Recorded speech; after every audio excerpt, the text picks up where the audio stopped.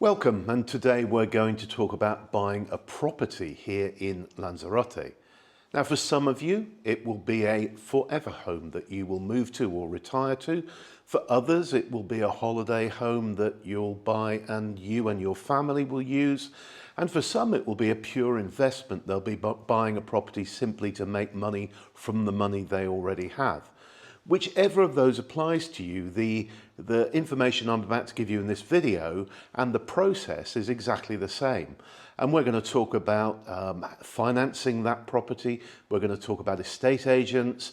We'll cover the costs of purchasing a property over here, which are very, very different to in many Northern European countries. And then we'll go through the step by step of the actual process once you've found a property you want to buy. So stay tuned until the end and I'll give you all the information I can based on a number of properties we bought and sold here over the years.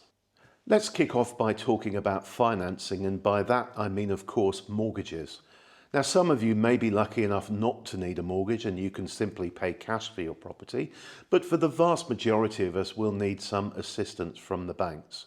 Now, you can raise money in your home country, and that's often levied on the property you own over there if you have a small or no mortgage on your property there. But the banks here in Lanzarote will also loan you money to buy a property here.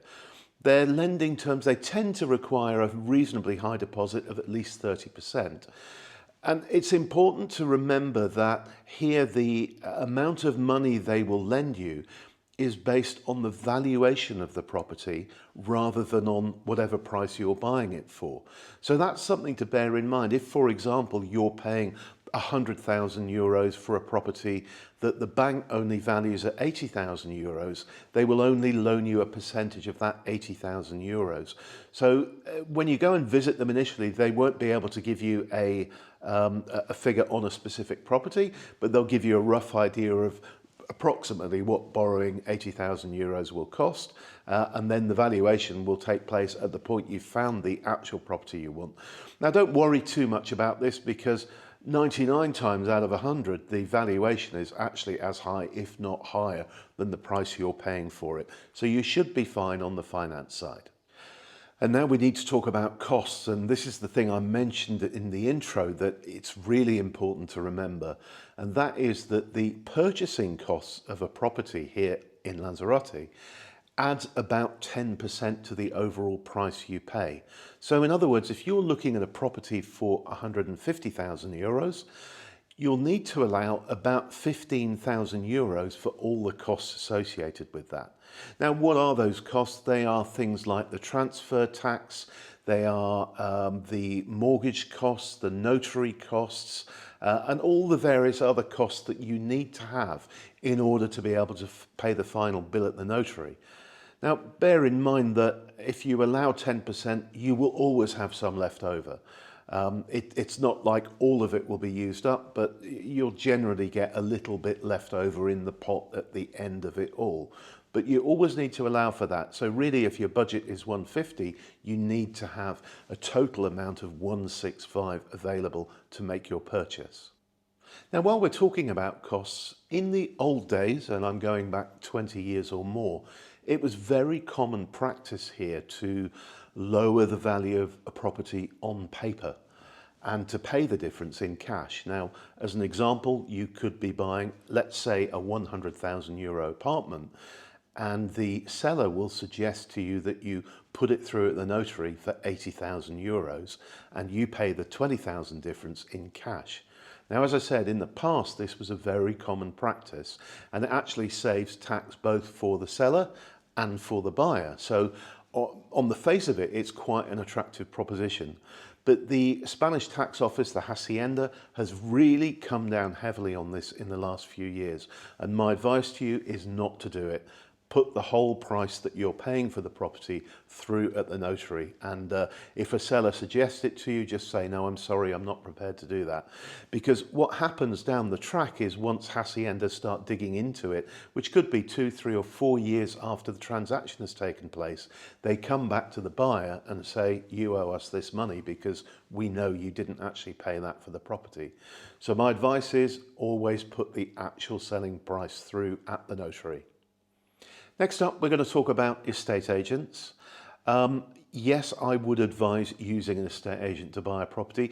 It's just another layer of good information and professionalism to protect you from making a mistake, because they will know things about the area that you're interested in buying in, for example, that you probably don't know. But more importantly, they can they can do the legwork and come up with a selection of properties that might be right up your street. And as you go along, they'll learn what you do and don't like about certain of them and perhaps change them over for you. Now, the estate agents here in Lanzarote work a bit differently to in most countries. Generally, they don't have exclusive contracts. So you'll often find the same property on with half a dozen, even a dozen different agents, all at the same price, often with similar or the same photos. That's just the way the market works here, so there's nothing weird about that. But equally, it means the agents can work together very successfully. So if you see a property that you really like the look of that's with an agent you're not dealing with, you can often contact the agent you are working with to say, I'd like to have a look at this one, can you get it for me? Now, I'm going to talk very briefly about currency exchange, because this only applies to a relatively small number of buyers in the Canary Islands these days. But when it comes to currency transfer, please don't make a direct transfer from your foreign currency bank to your Spanish bank. You'll find that at both ends you'll get significant charges from the banks, and they will probably use a pretty poor rate to make the exchange for you. With a large amount of money, and you could be talking certainly tens, perhaps hundreds of thousands of euros, I would talk to a specialist currency transfer company, and they will find the best rate for you, make the lowest charges they possibly can for you. They'll have a bit of negotiation in those charges, and they can also do clever stuff like if you're waiting, for example, for a completion, you can often say to the currency exchange company, I want to do the exchange when the rate hits 122, and they'll do it instantly when it hits that rate of exchange for you. So do think about that, because when you're talking hundreds of thousands of euros, you're looking at a significant saving. Now, what about providing information to the estate agent about what you're looking for? Well, I've got a simple tip for this, and that is write down a list of all the things you want from a property you're looking for, and then go through each of them and decide which are non-negotiables and which you're prepared to compromise on. Now, at the end of the day, whenever any of us buy a property, we end up compromising on some of the things we would really, really like. So it's important that you have that split and you share that information with the estate agent, and you have it in mind when you're looking at places yourselves. For example, it might be that the property has to have a swimming pool. That's a non-negotiable. That's fairly common here. But you might want air conditioning, but you don't mind if it doesn't have it, because you can have an air conditioning system fitted yourself at relatively low cost. So create that list and have your negotiables and non-negotiables on there. So let's imagine you've done your list, you've been to see a load of properties, you've found somewhere that's absolutely perfect for you. And we're going to talk now about making an offer. Now, I have to say the culture here is somewhat different to many countries, and certainly if the owner is Canarian or Spanish, they often won't even entertain an offer. They will say the price I want for the property is 170,000, and if you make an offer of 160, they'll say no, the price is 170,000. With foreign owners, you may find, particularly British owners, you may find that they will entertain an offer, but there'll often be trade-offs for it. So for example, if the price was 170, and that includes all of the furniture, which is particularly common here, you make an offer of 160, and they may come back and say, well, you can have it in the middle at 165, but the furniture isn't going with it. So there are always trade-offs to be made. But the culture of making offers isn't as prevalent here as you'll find in many Northern European countries. Now, while we're talking about offers, it's really important at the time you're communicating an offer to an estate agent that you're really, really clear about everything to do with that offer. And in turn, it's very, very important that they are very, very clear with the seller of the property when they communicate your offer. And I'm talking here, yes, about things like what's included in the sale, is all the furniture included or not, but also things like the expected date of completion. Are you going to be in a position to hit that? And we'll talk a little bit later about how important that is. So just have that as clear as possible at the offer stage. Now, people quite often ask me if you should use a lawyer here, or I think the phrase they often use is, do I really need a lawyer to buy a property? I would say 100% of the time, yes. And I've never bought or sold a property here without using a lawyer. And in fact, we've been using the same lawyer for more than 20 years. Bear in mind that you're buying a property in a foreign country. You may not understand all the ins and outs, and you may not understand all of the pitfalls, which include simple things like if there's a debt on the property and you buy it, the debt becomes yours. But there are all kinds of other things that relate to licenses to live in a property, having up-to-date electricity bulletins, checking that the community fees, if that's applicable, are paid up to date. So yes, 100% of the time I would say you need to be using a lawyer, and I'm happy to recommend one, but I'm sure that lots of people you're talking to about this will be happy to recommend theirs. There are some very good lawyers on this island, and the majority of them speak very good English as well. Now, once you've made an offer and it's been accepted, most agents here will ask you for an initial deposit and to sign some kind of purchase contract. It's a fairly basic one that says you're interested in buying XYZ property and you're paying typically a €5,000 deposit. This stage isn't strictly necessary because all that really is the agent making sure that you're serious and that you're ready to go ahead and you're prepared to put €5,000 or sometimes €10,000 over to them for them to hold before we go on to the next stage, which is really, really important. And this is the official purchase contract. Now, the purchase contract here is a step that doesn't happen in many countries. For example, this doesn't happen in the UK. But the purchase contract here is really, really important. And you will be asked to pay 10% of the purchase price of the property at the time you sign the purchase contract. And it's very, very important that all the information is on there. So it obviously should list the house, who's selling it to you. It should list everything that's included in the sale, furniture, cars, boats, whatever it is. And most important of all, it should have a date in there for completion of the sale of the property. Now, let me explain why that is absolutely vital. And you have to be sure you can hit that date, because if you bail out and don't hit the date, for whatever reason, your funds haven't become available, or you've just changed your mind, you don't want the property, you lose that 10% you've paid.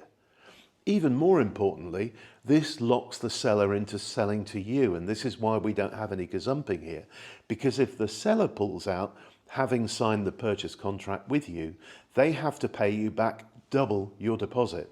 So it costs them a lot of money. And the reality is that once properties reach purchase contract stage here, they always complete. So you've signed your purchase contract. The next thing that happens if you have a mortgage is the valuation and survey. We don't really have surveys here. In the same way, for example, in the UK, you'll have a guy round who will check the structural rigidity of the building, make sure there are damp courses and there's insulation and all those kind of things. That doesn't happen here. But if you've got a mortgage, the bank will send a valuer to the property who will walk around it, measure everything up, look back through the title deeds to make sure that everything that's supposed to be there is there, and there is nothing that isn't supposed to be there. And he or she will produce a valuation of that property. And it's on the basis of that valuation that the bank will grant you a mortgage of whatever they previously agreed to, 60, 70, 80% in some cases. So we're going to assume now that your valuation's been done, the bank have come up with the money. The next step is the notary. And this is such an exciting day, because what happens when you go to the notary is that everything is signed, and the notary's job is to make sure you understand everything that you're signing. and also to make sure that all the money is handed over. So if you've got a mortgage, your bank will be there with a check for the amount of money that you're paying for the property. If there's a mortgage to pay off by the existing owner, his or her bank will be there, and they will be expecting a check to pay the property off and so on. Now, this is again where it's really important to have a good lawyer working for you, because the lawyer will make sure well in advance that everyone has the right checks in the right amount so that they can all be handed over and the whole thing can be witnessed by the notary. Now, all the documentation for this will be in Spanish, but as I said to you before, part of the notary's job is to make sure you really understand what you're signing. So they will always insist, unless you have fluent Spanish, they will always insist that you have an official translator on the premises who will take you off to a quiet room and go through everything that you're signing in detail. And he or she will affirm to the notary later on that they explained everything to you and you fully understood it. Take some sandwiches with you. You can be a long time in the notary. We've sometimes spent 3/4 of a day there, just waiting to do each of the stages with the translation. And sometimes things go wrong, and the bank turn up with the wrong check, and they have to rush back to the branch and get it changed and stuff like that. So take some food with you, particularly if you're liable to get hungry. And there's always plenty of water to drink and stuff like that in the notaries. But it is an exciting day because at the end of all of that process, the notary will stand up, probably shake your hand, walk out of the room, and the keys to your property will be handed over to you, and you'll be on your way to your first visit as the owner of the property. And that's such an exciting moment, and I loved it every time we did it. So there is one final step in all of this, and it's something that will generally happen 2 or 3 months after the actual sale has gone through. And that is where the property has to be registered on the property register officially with you as the owner. And the reason there's a gap before that actually happens is because all the dust has to settle from the sale. The tax office have to confirm they've had their relevant taxes. The seller has to confirm that they've set aside the amount for capital gains tax, assuming they've made some money on the property. And there's a lot that takes place in the background. Now, registering the property is another job that your lawyer will do. And they will also, if asked, be able to change the water and electricity into your name and the community fees into your name if asked. But registering the property is something that, again, another reason I would advise using a lawyer, because they know how to do it and they can guarantee part of their job is to make sure it has been done properly. And it really is important that it is done properly. So there you go. I hope that's been useful to you, whether you're on the point of buying a property here or just would like to one day in the future.